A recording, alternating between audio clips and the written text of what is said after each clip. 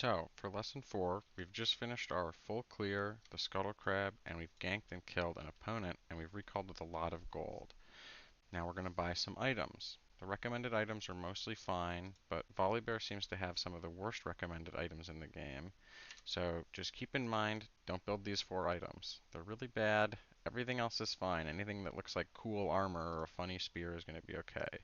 So let's get an item and however much components we can afford, and then we can run back to our Krugs, which have respawned, and proceed with our second clear.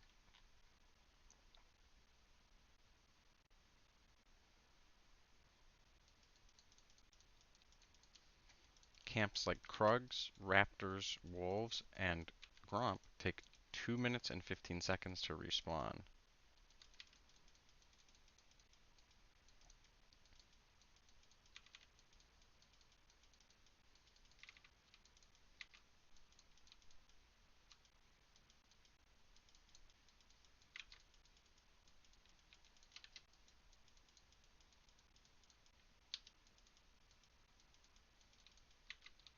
You'll notice our red wasn't up because that takes 5 minutes to respawn. So does blue.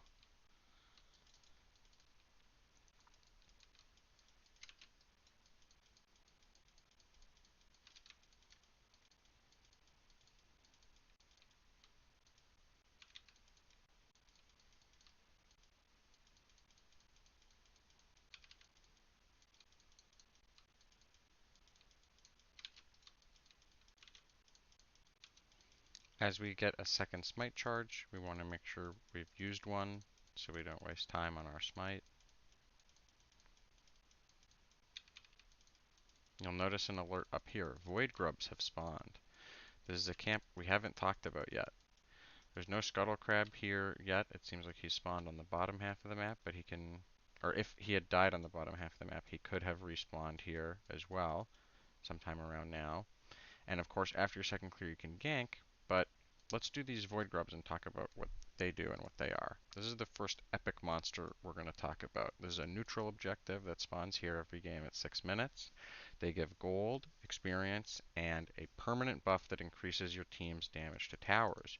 When they first spawn, you'll notice they're a little tricky to land E's on, and they're actually too far apart for Volibear's passive.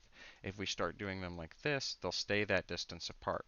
But there's an easy way to clump them together, which is just to start on the left and move slightly to the left. And now they're close together for us to take.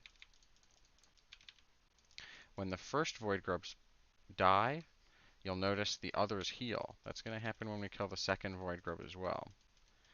This is a pretty highly perceived neutral objective, so your opponent's probably going to contest this, and we'll want to make sure to smite to try to secure one of them if the enemy jungler shows up.